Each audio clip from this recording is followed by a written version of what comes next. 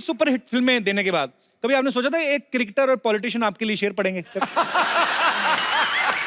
बड़ा बदमाश बंदा है यार। नासा जी आपको बताएं, फेवरेट हमारा वो है, वो जो अपना थर्ड फ्लोर वाला पिक्चर। थर्ड फ्लोर कौन सी है? अरे तीसरी मंजिल यार। कल हम बाहुबली देखने गए थे, तो वहाँ इंटरवल में सारे लोग आकर इससे कहने लगे, कटप्पा मेरे साथ एक फोटो खींचा ना, कटप्पा मेरे साथ एक फोटो प्लीज। मुझे तो पता ही नहीं था कि मेरी बीवी कटप्पा लगती है। सावन सी सुहानी अदाएं, वाह। इन्हें मौसम पैगाम लिखते हैं। खत लिखते हैं दीवाने, दिल से सलाम लिखते हैं। इंडस्ट्री में ना कोई हुआ ना ऐसा कोई होगा, हम डांस के पिछले और अगले 100 साल इनके नाम लिखते हैं।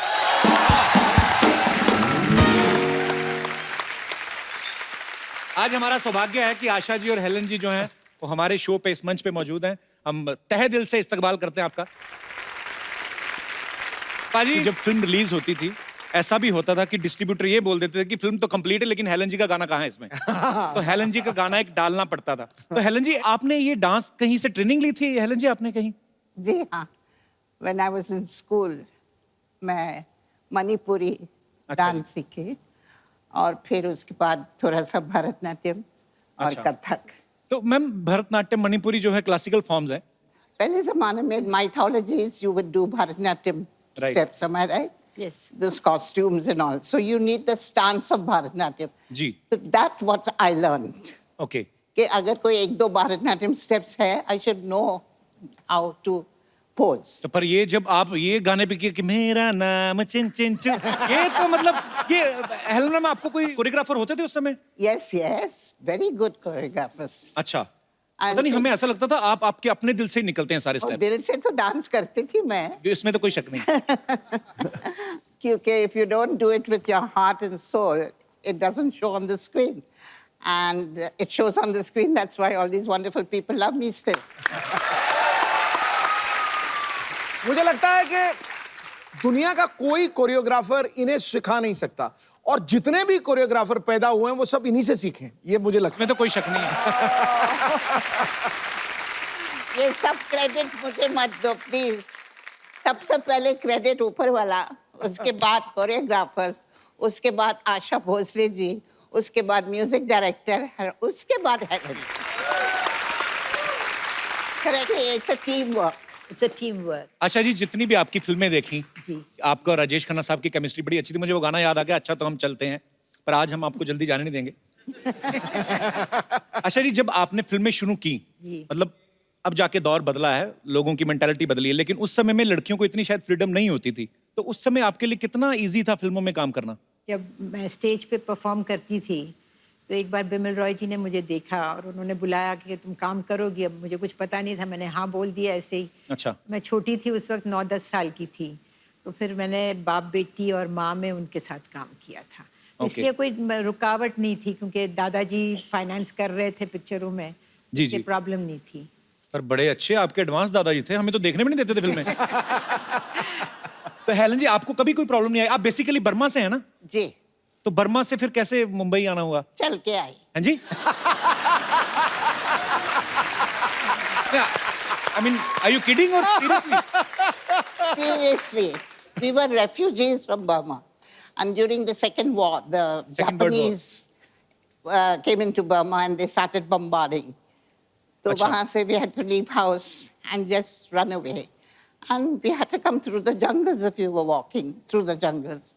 So it took us months to reach India. आप परिवार के साथ थी उस समय? My mother, my brother. We reached Calcutta and I lost my brother. He got smallpox and expired.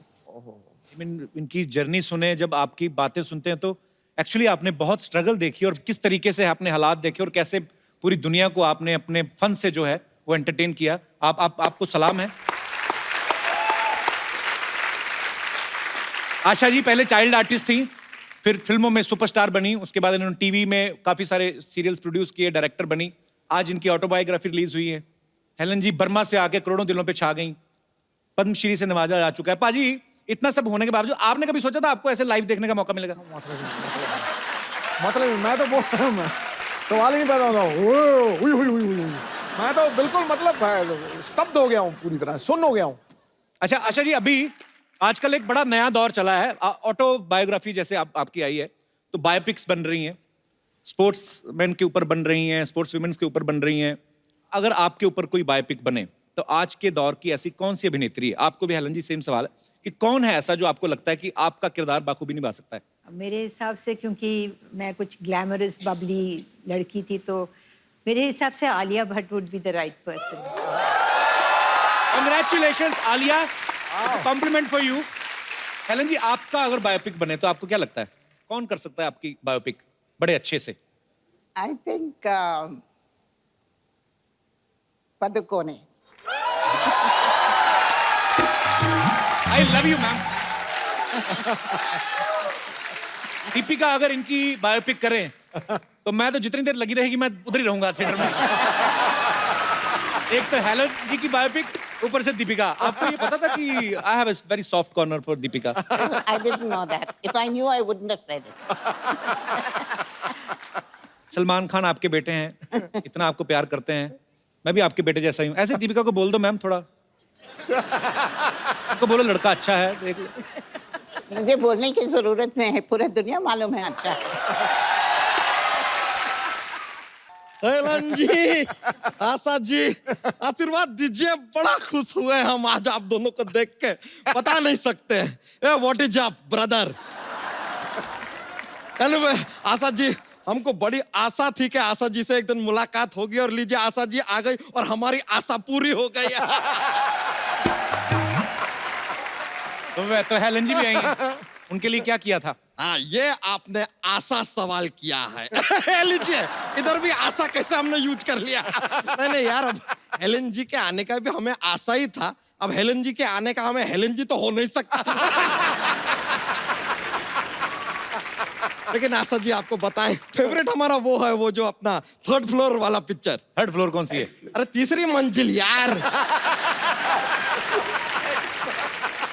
ये आदमी का आप रहने दीजिए, इनका थोड़ा सा ना अंग्रेजी में पैदल चलता है। उस दिन हमसे कह रहे हैं कि देख देख क्रिकेट का जिंदा मैच आ रहा है। हमने कहा जिंदा मैच क्या होता है? फिर पता चला लाइव का बात कर रहे हैं।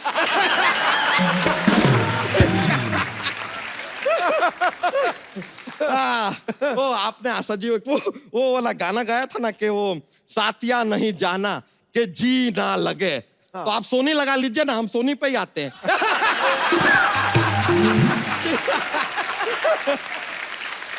That's just a jokes, ऐसा जोक्स हमारा ऐसा फ्लो हो जाता है कभी कभी, शरीर में टिकता नहीं जाता तो। लेकिन आपका वो फेवरेट फिल्म तो हमारा वो वाला है, वो जो स्पोर्ट्स के ऊपर था। स्पोर्ट्स पे इनकी कौन सी फिल्म आई? कटी पतंग यार।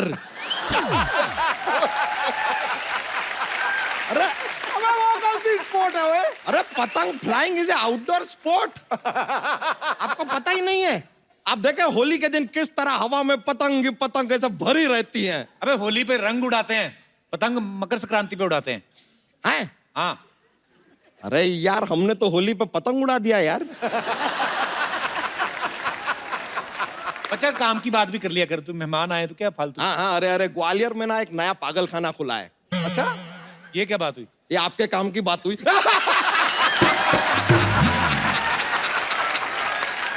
लेकिन Helen ji, with due respect, आपको सच बताएं, आपके गाने सुन सुन के हम बड़े हुए हैं। आपके गाने सुन सुन के बड़ा हो गया, उसके बाद ये फैलने लगा। आपके 2 गाने और आ जाते ये फट सकता था। लेकिन आपको एक सीक्रेट बताएं हेलन जी, आप ना 16 में 50,000 ज्यादा कमा सकती थी। कैसा? नहीं, हमने गाना देखा, आप डांस कर रही थी ना। हाँ। गब्बर सिंह सामने ही बैठा था, पुलिस को फोन करके बता देती तो पूरा 50,000।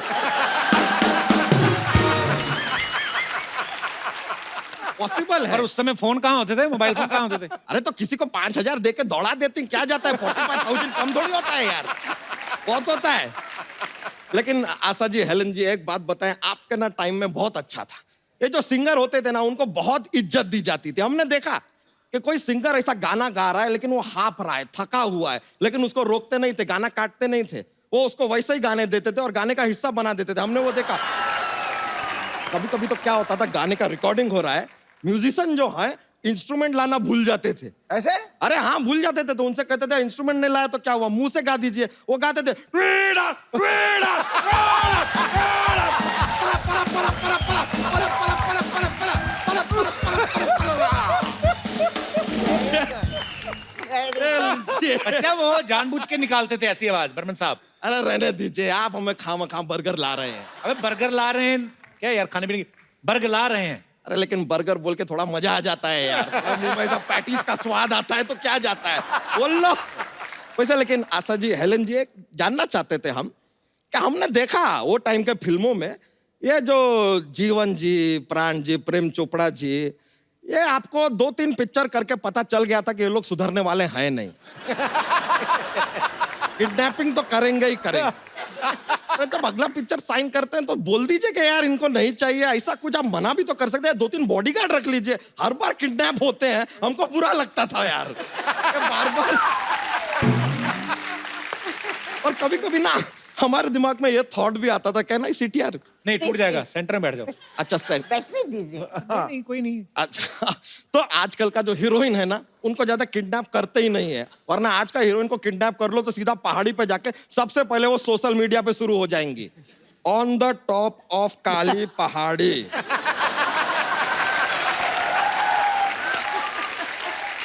Waiting for hero, feeling kidnapped with Samba and 30 others. वैसे सच बताएं, आपके साथ अगर धर्मेंद्र जी यहाँ पर आए होते ना तो हमसे मिलकर बहुत खुश होते। क्यों? फैन से मिलकर खुश होते हैं यार लोग, आपको क्या प्रॉब्लम है यार? अच्छा बच्चा, बात तो सुन। आज बोलिए। आज आशा जी आई हैं, हेलन जी। आज ही आई हैं। जॉक्स तो सुना। हाँ, जॉक्स पॉल बनाया है, जॉक्स। आशा जी, हेलन जी, आपको बता दें हमारा का एक जॉक्स का पिटारा जैसा है हमारे पास, वो ऐसा फ्री फ्लोइंग चलता रहता है, पर हम थोड़ा अवॉइड करते हैं कभी कभी कि माहौल बहुत ज्यादा बन जाता है, लोग को बहुत ज्यादा मजा आ जाता है, फिर वो मजा को कम कैसे करें सोचना पड़ता है। हम एक जोक सुना देते हैं, बहुत ही फनी वाला जोक है, सुना रहे हैं।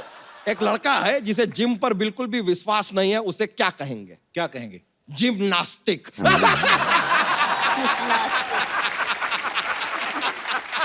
नास्तिक, जिम्नास्टिक। सॉरी मायलोपोजी। वैसे बहुत खुशी हुआ आपसे मिलके, हम उम्मीद करते हैं कि आपको भी मजा आया होगा। हम चलते हैं अब, आशीर्वाद दीजिए। हाँ, God bless you. Thank you so You're much, very good. Thank you very much. अच्छा हम चलते हैं, नमस्ते, थैंक यू, बड़ा मजा आया। चलते हैं।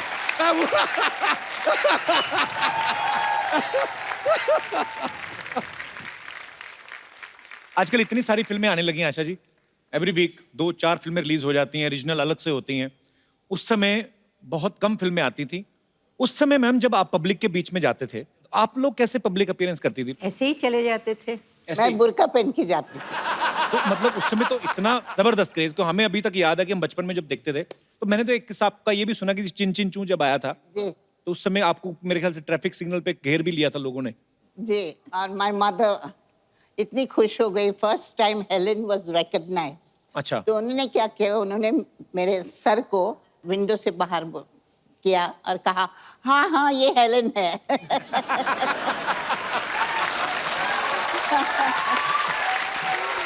अच्छा, मैंने एक किस्सा सुना है कि हेलन जी डॉग से बड़ा डरती हैं। मैं छोटी थी, स्कूल से आ रही थे। अच्छा जी। और अपना नेबर के गार्डन में एक बहुत अच्छा अमरूद अच्छा जी। झाड़ था, तो मैं चढ़ के आई was about to break the over जी। When the lady of the house came out. अच्छा। और उन्होंने अपना कुत्ता छोड़ दिया गार्डन में, और वो आके बैठा नीचे झाड़ के नीचे। अच्छा। और मैं ऊपर 2 घंटा के लिए उन्होंने मुझे उधर ही बिठाया। It's a fact. चोरी का अमरूद महंगा पड़ गया उस दिन आपको। मैम आजकल तो आपको पता है फिल्में कैसे शूट होती हैं, एक टेक हुआ आर्टिस्ट का और जाके फटक से डायरेक्टर के पास एक इतना छोटा सा टीवी रहता है, उसमें जाके देख लेते हैं कि कैसा हुआ सीन। उस समय तो मॉनिटर भी नहीं होते थे मैम, नहीं। और डिजिटल कैमरास भी नहीं होते थे। बिल्कुल नहीं। उस समय आप कैसे डिसाइड करते थे कि सीन अच्छा हुआ कि नहीं हुआ? नहीं, जब टेक होता था तो अगर मुझे लगता था कि नहीं मैंने कुछ ठीक नहीं किया है तो रिक्वेस्ट करते थे डायरेक्टर को कि भाई एक रीटेक कर लेते हैं। अच्छा। तो वो अगर डायरेक्टर को लगता था कि इससे बेटर शॉट हो सकता है तो वो मतलब वो अलाउ करते थे। उसी तरह डायरेक्टर को अगर लगता था कि शॉट ठीक नहीं है जी। तो वो फिर रीटेक करवा लेते थे। मतलब डायरेक्टर की आंख इतनी तेज थी कि जी। उनको मालूम था कि किस तरह का शॉट हो रहा है। पर एक्चुअली इतना बदलाव आ गया ना मैम, आजकल तो टेक्नोलॉजी का इतना सहारा लेते हैं। मुगले आजम में पहले जितने सैनिक चाहिए होते थे उतने ही खड़े करने पड़ते थे, अभी तो 100 खड़े करके 1000 बता देते हैं। जैसे अभी बाहुबली आई ना, उसमें जितने हाथी दिखाए इतने टोटल हिंदुस्तान के जंगलों में नहीं है जितने बाहुबली में उन्होंने दिखाए।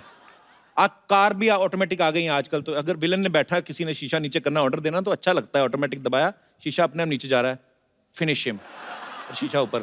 पहले अजीत साहब वगैरह बेचारे हाथ से घुमाते थे रॉबर्ट, और उनको कंधा भी रोकना पड़ता था ताकि पता ना चले कि हम शीशा नीचे कर रहे हैं, धीरे से करके Robert finish him.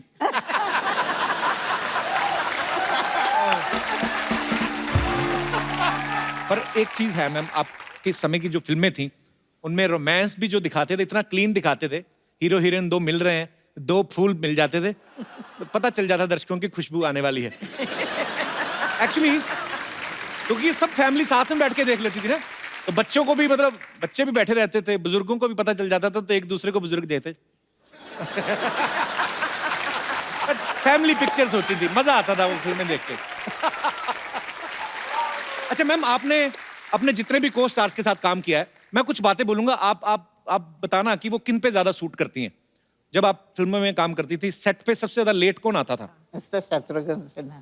Shatrughan Sinha. शत्रु सर, अच्छा। तो सबसे ज्यादा अपनी हीरोइन का ध्यान कौन रखता था? सुनील दत्त जी। सुनील दत्त जी, सो स्वीट। मैम, सबसे अच्छा डांसर कौन था जितने भी आपने को स्टार्स के साथ काम किया? विजंती माला। वेरी गुड, इसमें कोई शक नहीं है। और लड़कों में? शमी कपूर। क्या बात है, शमी साहब।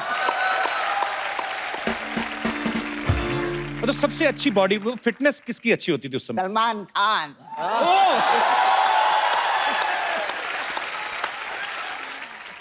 अच्छा, जैसे आजकल फिल्में आती हैं तो हीरो हीरोइन जो हैं अपने गाने के हिसाब से कि जैसा परफॉर्म करना है वैसे ड्रेस देख लेती हैं। आप इतनी भारी भरकम साड़ियां पहनती थी, इतने खूबसूरत हेयर स्टाइल, मुझे नहीं लगता कि 60-70s के बाद कोई ऐसा दौर हुआ है। मतलब उस समय हेयर स्टाइल जो है उनके कॉपी किए जाते थे आपके। लोग बोलते थे कि ये साधना कट है, ये आशा जैसा हेयर स्टाइल है, उनके जैसी साड़ी है। इतने अच्छे अच्छे हेयर स्टाइल, भारी भरकम जूड़े भी होते थे हीरोइन के। कैसे मेंटेन करते थे मैम? आपको कोई प्रॉब्लम नहीं आती थी? नहीं, प्रॉब्लम तो नहीं आती थी, लेकिन हाँ तकलीफ बहुत होती थी क्योंकि बहुत सारे पिन्स डाले जाते थे बालों में। और हेलन जी, आप तो ऊपर से डांस भी करना। वो तो सब ठीक है, लेकिन जब भी पैकअप आवाज सुनती ना जी। तो you should have seen me. I would go into the makeup room, सब निकाल दो।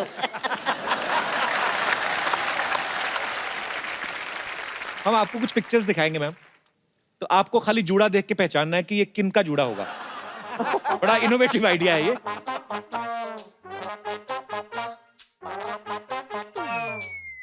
बबीता। बबीता। अच्छा, ओके, नेक्स्ट।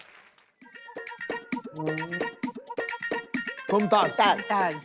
क्या बात है, ये है friendship. Next. That looks like Sadhana. Yeah? Yeah. Yeah. क्या बात है। नेक्स्ट। शर्मिला टैगोर। वाह। Oh yeah. और ये? Asha Parekh. That's me. That's you? मैं। Hello Asha ma'am, hello Helen ma'am. Ma'am मैं सरला। देखना, इतनी तू मेहनत करी ना, तुझे सर्कस में काम मिलेगा एक दिन। कप्पू यार, तुम कुछ भी बोलते हो। मैं आशा मैम की इतनी बड़ी फैन हूँ, इतनी बड़ी फैन हूँ। और फैंस तो पाजी हीरोइंस को फॉलो करते हैं ना। बिल्कुल और बिल्कुल। ये आपको तब तक फॉलो करेगी जब तक आप इसको 100 रुपए दे देती। तुम कुछ भी बोल रहे हो। तुम बम्बर को क्यों नहीं कुछ बोल रहे हो? वो भी तो कुछ बनकर आई है। हाँ, लेकिन मैं तो इंसान बन के आई हूँ ना। तुम कबीर का बच्चा बन के आई हो।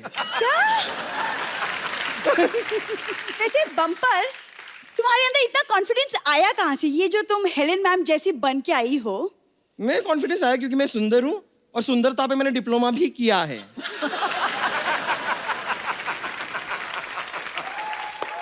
तुम चुप रहो। आशा मैम, मैं ना आपसे बहुत रिलेट करती हूँ कि मेरा जीवन भी ना बिल्कुल कटी पतंग है। नहीं नहीं, कटी पतंग नहीं, इनका जीवन फटी पतंग है। लेकिन आशा जी, मैं आपको सच बताऊं, आपके गाने से ना सबसे ज्यादा इंस्पायर अगर कोई हुआ है तो वो है बप्पी लहरी जी। कौन से गाने से? नहीं, आपका वो गाना था ना कि सोना ले जा रे, वो सारा का सारा सोना ले गए। मैम, आपकी फिल्म थी ना तुलसी तेरे आंगन की, ये देखिए, बरगद मेरे आंगन का। तुम दोनों को नहीं पता एक बात का कि तुम लोगों को क्या लगता है ऐसे कपड़े पहन के आओगी तो हमारे मेहमान इंप्रेस हो जाएंगे? मुझे तो सिद्धू जी ने कहा था। क्या? हाँ, मैंने क्या कहा था वो? इन्होंने मुझे कहा था कि एकदम हेलन जी की तरह बन के आई है। सच में हेलन जी, मैं मजाक नहीं कर रही हूँ, ये आपके बहुत बड़े फैन हैं। आपको पता है, एक बार ये क्रिकेट खेलने के लिए उतरे थे मैदान में, आपका गाना बज गया कि पिया तू अब तो आ जा, पहली बॉल में आउट हो के आ गए। करला, एक बात बताओ, इधर आओ, बैठो। चलो, इसके दिमाग में तो भूसा भरा है, तुम्हारे पास तो दिमाग है घुटनों में, तुम उसका इस्तेमाल करती? कप्पू, आशा मैम मेरी आइडल है मैम, मैं बिल्कुल आपकी तरह बनना चाहती हूँ। उस दिन पहले भी इसने ट्राई किया था, आपको पता है? इसने इतना बड़ा जूड़ा बना लिया, गर्दन लटक के जमीन से जुड़ गई और फिर 2 पैरों पे और एक सर से ऐसे चल के आ रही थी। मत किया अगर ऐसे काम सरला तू। कप्पू, तुम कुछ भी मत बोला करो। मैं ना हेलेन मैम से टिप्स लूंगी। मैम, आपकी फिल्म में जैसे गुंडे आपको किडनैप करते थे और फिर हीरो आपके बचाता था, तो मैं भी चाहती हूँ कि आप मुझे टिप्स दें ताकि कोई गुंडा आके मुझे भी किडनैप करे और फिर कप्पू आके मुझे बचाए। गुंडों से बात हुई थी, वो माने नहीं, कहते नहीं। मतलब? बोलते हम भी बहू बेटियों वाले, क्यों उठाएं किसी को? तुम नहीं, लेकिन सच में देखा जाए तो इसे किडनैप करना ज्यादा मुश्किल है नहीं। मतलब इसको किडनैप करने के लिए कार भी ले जाने की जरूरत नहीं है, इसे ऐसे पॉकेट में डाल के लेके आ सकते हैं और इसे ऐसे बांधने के लिए रस्सी की भी जरूरत नहीं पड़ती है। और इसे तो बेहोश करने के लिए क्लोरोफॉर्म भी नहीं चाहिए। इसको बेहोश करना है ना, थोड़ा सा जोर से बोलिए चुप, ये सुन के बेहोश हो जाती है। कप्पू ने गलत कहा था, तुम्हारे दिमाग में भूसा नहीं, भूसा में थोड़ा सा दिमाग हुआ है। अब मुझे गुस्सा मत दिला वरना मैं तुम्हें घूसा मार दूंगी।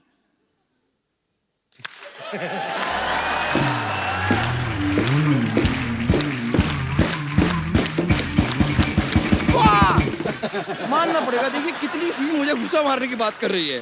तुम्हें रियलाइज होता है कि ये जो मैंने ताली बजाई ना, इसके बीच में अगर मैं तुम्हारा पेड़े जैसा मुंह डाल दूं ना, तुम्हारा मुंह भी तवा पराठा बन जाएगा। बम्पर, मैं तुम्हारा क्या करोगी? क्या करोगी? गुस्सा ना कर, तू बेहोश हो जाएगी। रहने दे। अनफ्रेंड करूंगी और तुम्हारे सारे पोस्ट डिसलाइक कर दूंगी। ओह! हाँ, मैं कितनी डर गई हूँ। ऐसा मत कीजिए प्लीज, मुझ पे दया कीजिए। देखिए कैसी फालतू की बात कर रही है। तुम्हें पता है, ऐसे मोटे मोटे होठों से ना ऐसी छोटी छोटी बातें अच्छी नहीं लगती।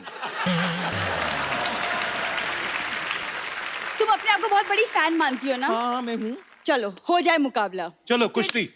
इंसान और बैल की कुश्ती नहीं होती।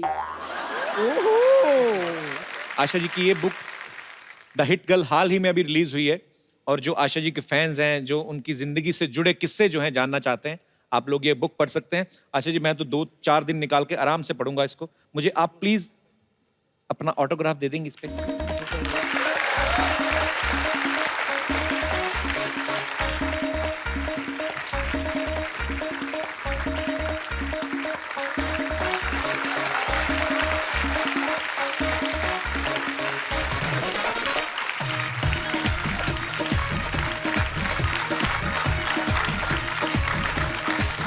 Thank you so much ma'am, thank you so much. बहुत खूबसूरत गिफ्ट है मेरे लिए, thank you so much ma'am. पहचान तो लिया ही होगा बाबू मोशार। ये हमारे ना के बराबर मौसा हैं। अच्छा। हैं, लेकिन कोई ऐसा फायदा खास है अरे नहीं। कौन मौसा रे, आज तो हम सुपरस्टार राजेश खन्ना है रे। हेलो आशा जी, एलन जी नमस्ते। मैं आप दोनों का बहुत बहुत बड़ा फैन हूँ। एक्चुअली कॉलेज में लोग मुझे राजेश खन्ना बुलाते थे। ओए झिंगुर, तू नहीं सुधरेगा। दिल चाहता चिमटे से पकड़कर तुझे नाली में फेंक दूं। ये देख लो राजेश खन्ना, ऐसे लगता है मक्खीन से निकाला हुआ गन्ना।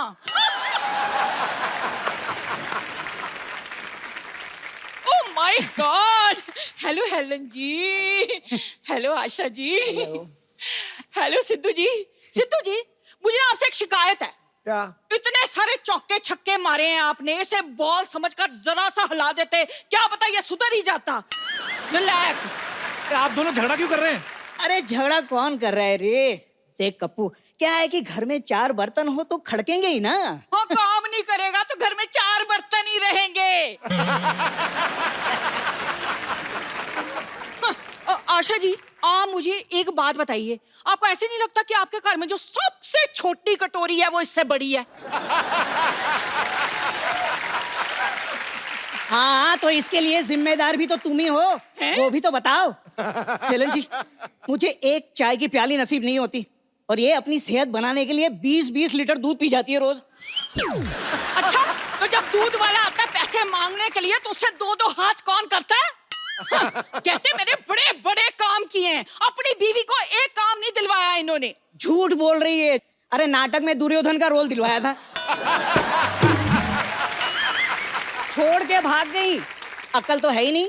हाँ, आप तो बड़े इंटेलिजेंट हैं। इनके डैडी जी ने कहा दुकान पे गल्ले पर बैठो, ये ना गल्ले के अंदर घुसकर बैठ गए। आयशा जी, इससे अच्छा होता कि प्राण साहब मुझे उठा कर ले जाते। अरे ऐसे कोई तुम्हें उठा के कैसे ले जाएगा? महेंद्र बाहुबली के होते हुए कोई देव सेना को हाथ भी नहीं लगा सकता। हाय हाय हाय हाय, ये देख लो मेरा छोटा सा बाहुबली। कल कहने लगे घर में बिल्ली ले आओ, चूहे मुझे कूर कूर के देखते हैं।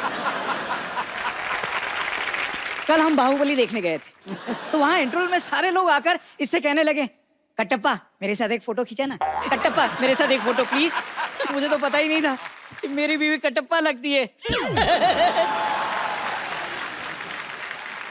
किसी काम के नहीं है आप, समझे आप? क्या किसी काम के नहीं है? कभी काम नहीं किया मैंने तुम्हारा? कौन सा? पहले मैं तुम्हारे लिए भटूरा लेकर आया था। सिद्धू जी, एक भटूरा लाने में ना सड़क पे 3 बार गिर गए ये। कौन है भाई?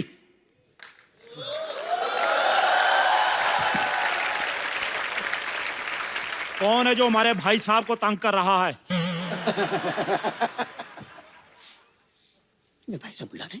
ओए छोटू, मेहमानों के लिए लस्सी लेके आ और बंदा को साथ लेके जाना, तुझसे गिलास उठाया नहीं जाएगा। ऐसा कर, एक ढोल पैक भी करवा लेना, भाई साहब भी तो चखेंगे। खबरदार, खबरदार जो मुझे भाई साहब कहा तो। छोटू, तुम कुछ कहते क्यों नहीं? कैसे हैं आप? ओ मैं तो ठीक हूँ। तुम्हें मैंने एक काम कहा था, मेरी जो शायरी है जो मैंने लिखी हुई है वो लिख के मुझे देना लायक नहीं? अरे कैसी बातें कर रहे हैं आप? आपकी शायरी मैं कैसे लिख सकता हूँ? आप खुद लिखिए। भाई मैं पहलवान हूँ, शायरी लिखूंगा तो अंडे खाऊंगा। चलो खैर, आज इतने खास मेहमान आए हैं सिद्धू साहब, तो शेर तो बनता ही है, माफ करना। खड़काओ खड़काओ।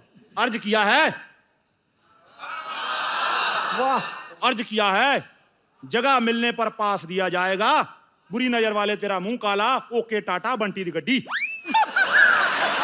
देखा, कैसा ट्रक टाइप शेर सुनाया है इसने। ओफो भाई साहब, तो आप 10 रुपए की शेरो शायरी की किताब खरीद लेते।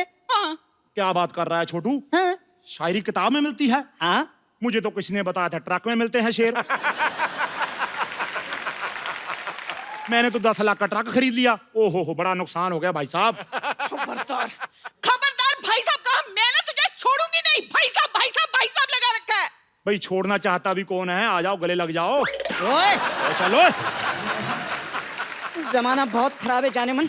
चलो हम अंदर चलते हैं, कांटा लगा गाते हैं। आओ, देखिए, किसी काम का नहीं है। हाँ, छोड़ आओ, मेरा। आओ। डराता रहता है। अच्छा भाई, एक बार हेलन जी और आशा जी के लिए जोरदार तालियां हो जाएं। मैम बहुत बहुत शुक्रिया अपना कीमती वक्त देने के लिए, और आपकी किताब को, आपकी ऑटोबायोग्राफी को हम जरूर पढ़ेंगे और सिद्धू साहब भी पढ़ेंगे और तमाम दर्शक जो आपके फैंस हैं, क्योंकि जब आप ये बुक पढ़ेंगे तो आपको बड़े सारे ऐसे मनोरंजक किस्से जो हैं वो पढ़ने को मिलेंगे, मजा आएगा और thank you so much ma'am अपना कीमती वक्त देने के लिए। आइए मैम, जोरदार तालियां एक बार। आइए हेलन मैम, हम एक सेल्फी लेते हैं। Please like, subscribe and click the bell icon to get new Kapil Sharma and other fun show video updates